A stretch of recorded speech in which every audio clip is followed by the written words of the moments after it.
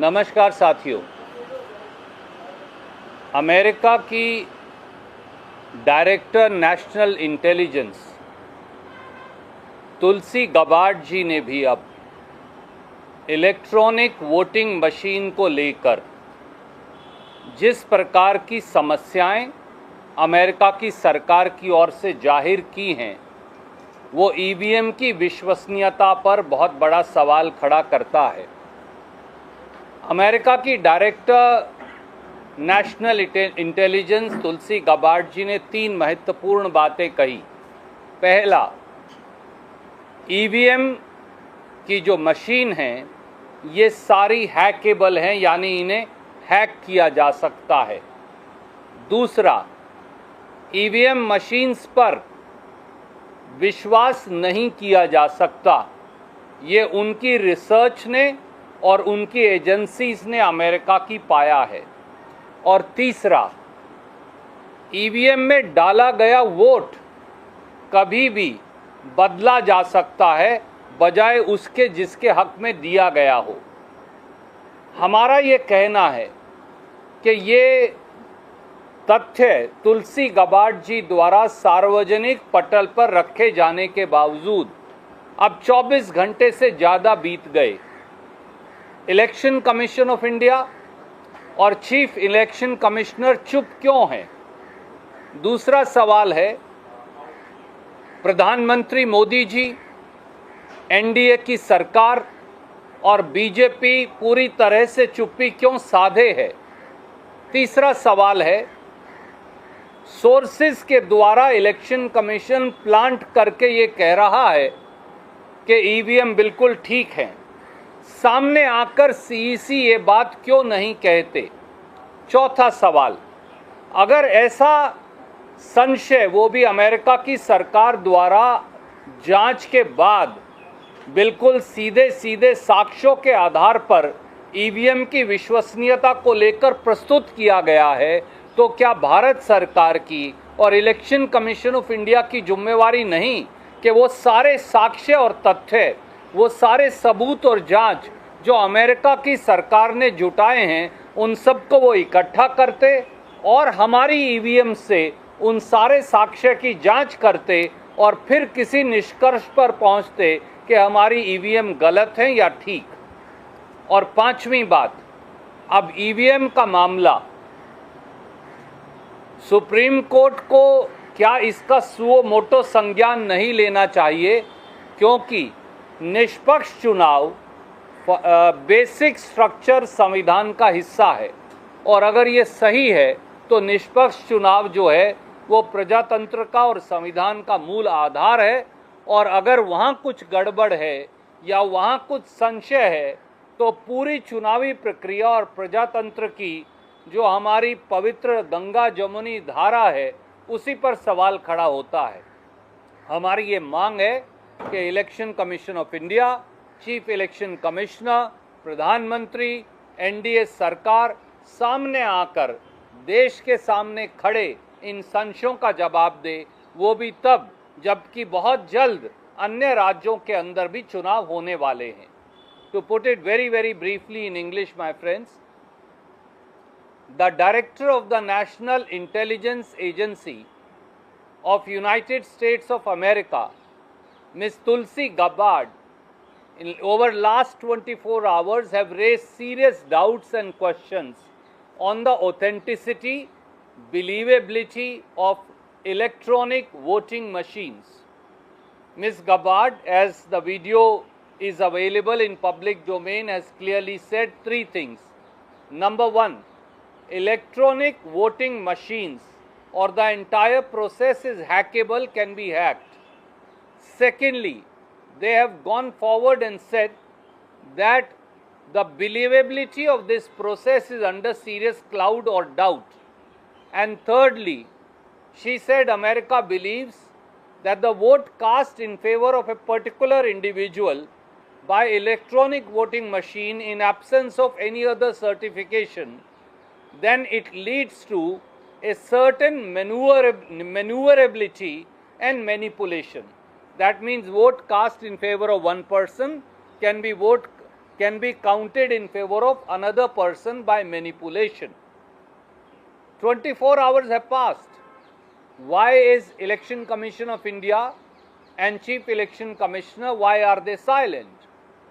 Why is Prime Minister, NDA government and BJP, all of them, why are they silent? Number 3, why is Election Commission of India planting source-based stories to say our EVMs are okay? Why is it that Chief Election Commissioner and his companion election commissioners are not willing to see what are the fallibilities, manipulation and faults in the EVM as discovered by Americans? Fourthly, the correct thing would have been for our NDA government, our CEC, our ECI, to reach out to the Americans and to take hold of the investigation conducted by the Americans with regard to manipulation of EVMs, with regard to hackability of EVMs, with regard to manipulation of votes cast in favor of one person through the electronic voting machines. Instead of doing so, instead of even reaching out and taking that evidence in possession and comparing our EVMs to the evidence collected by United States of America, we are suo moto giving certificates through plants that our EVMs are okay. Why? What is this zeal and hurry to issue certificates without even examining the evidence? And lastly, why should the Supreme Court now take suo moto notice? For free and fair elections are an intrinsic part of democracy and are part of the basic structure of the Constitution. The entire process of election is now under a cloud. More so when many states are about to go to polls. The time has come when Election Commission of India, CEC in particular, and Prime Minister and his government must answer on the doubts so perceptibly raised by Ms. Tulsi Gabbard, whom we felicitated as early as on 15th of March 2025 during her visit to India on account of her Indian origins. So we expect the CEC, the ECI and the government to answer. Sir, इस मसले पे तुलसी Gabbard के मसले पे चुनाव आयोग के top level से हमारी बातचीत हुई। उनका कहना है कि तुलसी गबार्ड ने इलेक्ट्रॉनिक वोटिंग सिस्टम का जिक्र किया है जिसमें इंटरनेट का इस्तेमाल होता है। भारत के ईवीएम में कोई कैलकुलेटर की तरह उसमें इंटरनेट का इस्तेमाल नहीं होता। सुप्रीम कोर्ट की स्क्रूटनी हो चुकी है। आप लोग भी कई स्टेजेस पे ईवीएम को देख चुके हैं। ये चुनाव आयोग का पक्ष है टॉप सूत्रों के हवाले से। मेरा सबसे पहले तो ये सवाल है कि वो सूत्र जो हैं वो गुम सूत्र हैं कौन?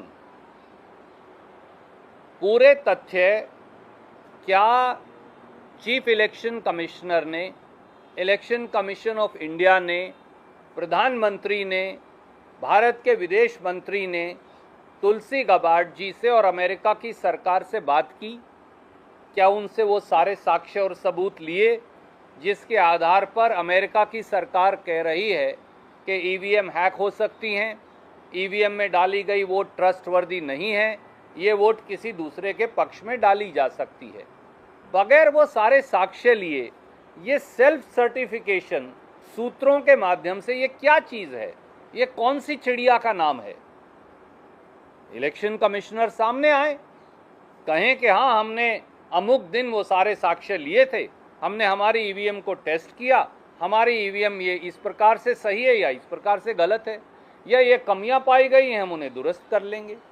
ये सवाल कांग्रेस या बनाम बीजेपी का है ही नहीं, ये सवाल प्रजातंत्र की शुचिता को कायम रखने का है और उस पर चीफ इलेक्शन कमिश्नर, ईसीआई और सरकार पूरी तरह से एक दीवार के पीछे छुप गई है। ये छुप क्यों रहे हैं, सवाल ये है।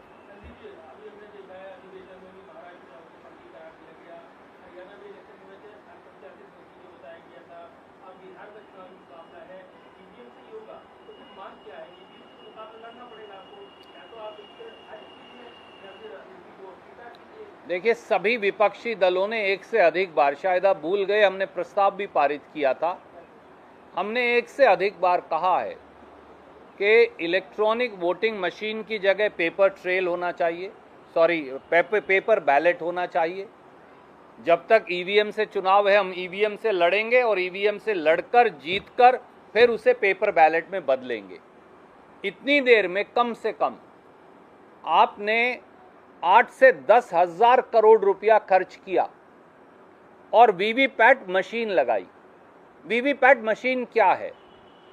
जो जिसके पक्ष में ईवीएम में वोट डालता है वो कागज का टुकड़ा एक डब्बे में डल जाता है। जब आपके पास सबूत है कि किसने किसके पक्ष में वोट डाली है तो वो सारे जो वीवीपैट के कागज हैं उनको गिन लीजिए। नहीं तो 10,000 करोड़ रुपया लोगों का क्यों खर्च किया था जब उन सबको बंद डब्बा करके सीक्रेट रखना है, तो फिर वीवीपैट क्यों लगा रहे हैं? ये बड़ा सीधा सवाल है। सर इसके अलावा बंगाल में सर मैं एक छोटा सा मुद्दा और है, अगर आपकी अनुमति हो, इससे जुड़ा नहीं है पर महत्वपूर्ण है। साथियों, 2019 में ये सामने आया कि भारत सरकार विपक्ष के नेताओं की जासूसी कर रही थी, जजेस की जासूसी कर रही थी, पत्रकारों की जासूसी कर रही थी, खुद के केंद्रीय मंत्रियों की जासूसी कर रही थी और अन्य बिजनेसमैन और दूसरे लोगों की भी जासूसी कर रही थी। ये सारा जासूसी का खेल पिगैसस नाम के स्पाईवेयर के माध्यम से हो रहा था, जिसके माध्यम से सैकड़ों के करीब लोगों का फ़ोन व्हाट्सएप की माध्यम से हैक कर लिया गया और एनएसओ जो इजराइल की एक एजेंसी है उससे ये पिगैसस स्पाईवेयर खरीदा गया। मामला सुप्रीम कोर्ट तक गया और आज भी वहाँ विचाराधीन है। 22 अप्रैल 2025 को इसी महीने अगली पेशी सुप्रीम कोर्ट में लगी है। मोदी सरकार ने बगैर कोई बयान दिए पूरा मामला रफा दफा कर दिया। राहुल गांधी जी ने आगे बढ़कर ये कहा था कि ये सारी जासूसी हो रही है। बहुत देर ये विवाद चला और बाद में इसे ठंडे बस्ते में डाल दिया गया। इसके बाद मेटा, जिसे फेसबुक भी कहते हैं, व्हाट्सएप के जो मालिक हैं, उन्होंने अमेरिका में एक केस दायर किया बाकायदा इजरायली कंपनी एनएसओ के खिलाफ, जिन्होंने पिगैसस स्पाईवेयर बनाया है, और उन्होंने कहा कि नाजायज़ तौर से इजरायली कंपनी एनएसओ ने ये व्हाट्सएप जो है उसके अंदर ब्रीच करके और ये पिगैसस नाजायज़ तौर से लोड किया। वहाँ गवाही हुई, वो साक्ष्य सारे मौजूद हैं और मैंने उन्हें अब सार्वजनिक पटल पर रख दिया है। पर जो महत्वपूर्ण बात है, एक कागज जो पहले सार्वजनिक पटल पर नहीं था कि कितने लोगों के फ़ोन हैक हुए, ये नहीं आया था आज तक। अब एग्जिबिट 40 वहाँ लगा दिया गया है और ये कागज अब उपलब्ध है, जिसे मैंने सार्वजनिक पटल पर रख दिया है। इस एग्जिबिट 40 में उन सारे 52 मुल्कों की लिस्ट है जिनके फ़ोन पिगैसस स्पाईवेयर के द्वारा व्हाट्सएप को ब्रीच करके हैक किए गए। इस लिस्ट में दूसरा नंबर हिंदुस्तान का है, अगर आप देखें, और यहाँ साफ लिखा है, अब तो अदालत में एक कागज पेश हो गया कि हिंदुस्तान के 100 लोगों के फ़ोन नाजायज़ तरीके से जासूसी के माध्यम से पिगैसस स्पाईवेयर से हैक किए गए थे। मैं ये उन 52 के 52 मुल्कों की लिस्ट आपको दे रहा हूं।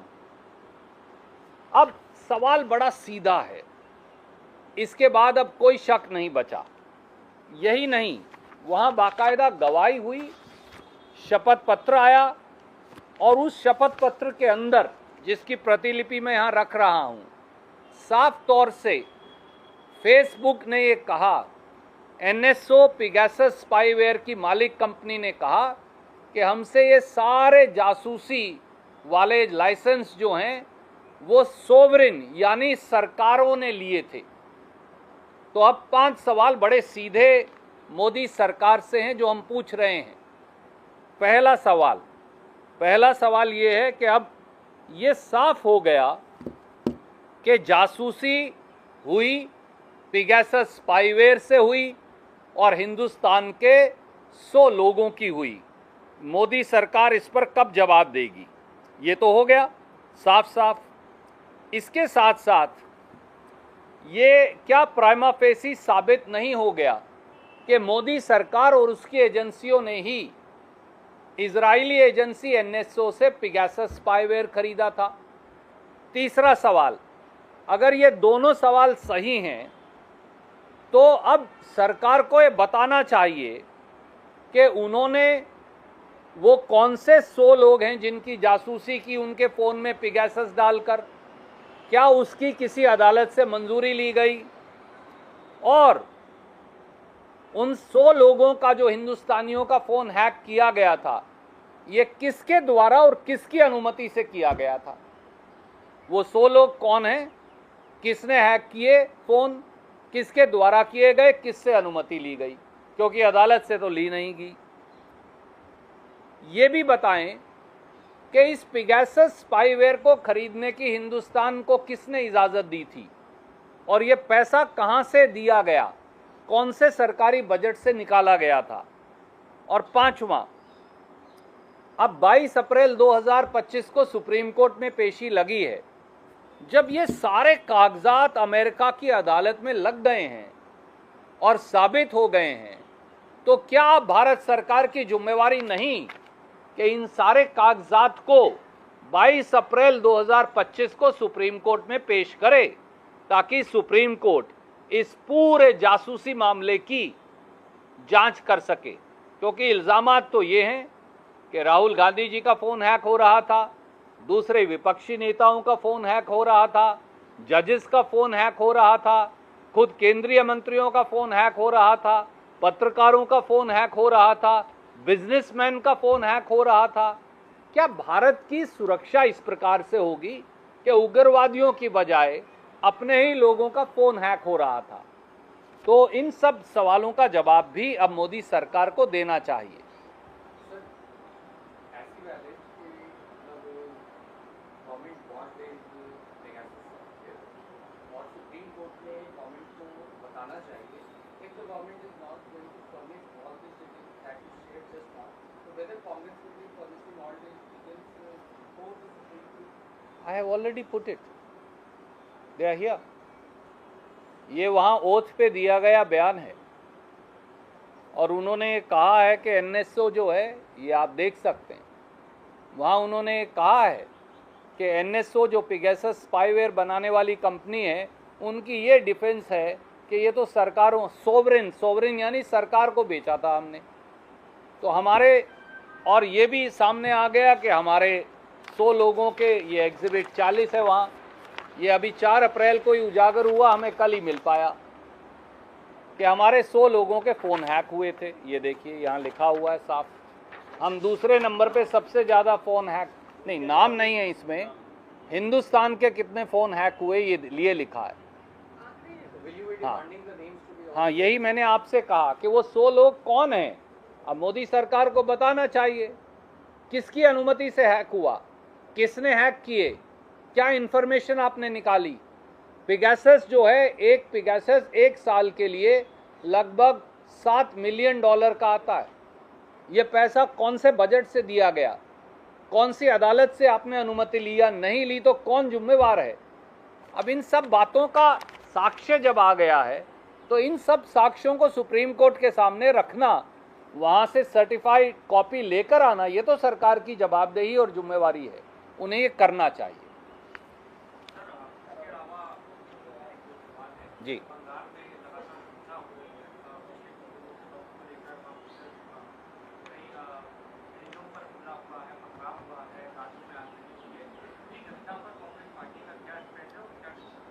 कांग्रेस ने हमेशा एक बात साफ कही है, हिंसा किसी चीज़ का ना हल है ना रास्ता। अगर कोई सरकारी संपत्ति का नुकसान करता है तो कानून को अपना काम करना चाहिए, वो कोई भी हो। अगर कोई हिंसा करता है तो भी कानून को अपना काम करना चाहिए। पर क्या इस सरकार को अपना राजधर्म याद भी है? क्योंकि ये सरकार इस प्रकार के कानून लेकर आती है ताकि समाज में अफरा तफरी और हिंसा फैले। तो कहीं ना कहीं हिंसा करने वाला जिम्मेवार है, पर उसके साथ साथ दिल्ली की शहतीर पर बैठे शहंशाह और उनकी सरकार भी हिंसा के लिए जिम्मेवार है। सर, अनुमान जानती है कुछ मुस्लिम लीडर्स का ये बयान आ रहा है जिसमें कट्टे और तलवार इसलिए लहराए जाते हैं कि दूसरे समाज को डराया जाता है। देखिए, मैं तो तपिस्थल की कुरुक्षेत्र की धरती से आता हूँ, जहाँ वो टीला है, जहाँ किद्वंती ये है कि माता अंजनी ने सूर्य भगवान का तेज लिया, जहाँ से हनुमान जी की उत्पत्ति हुई। तो इसलिए हरियाणा के लोग तो वैसे भी हनुमान भक्त होते हैं। हनुमान किसके भक्त थे? भगवान श्री राम और सीता मैया के।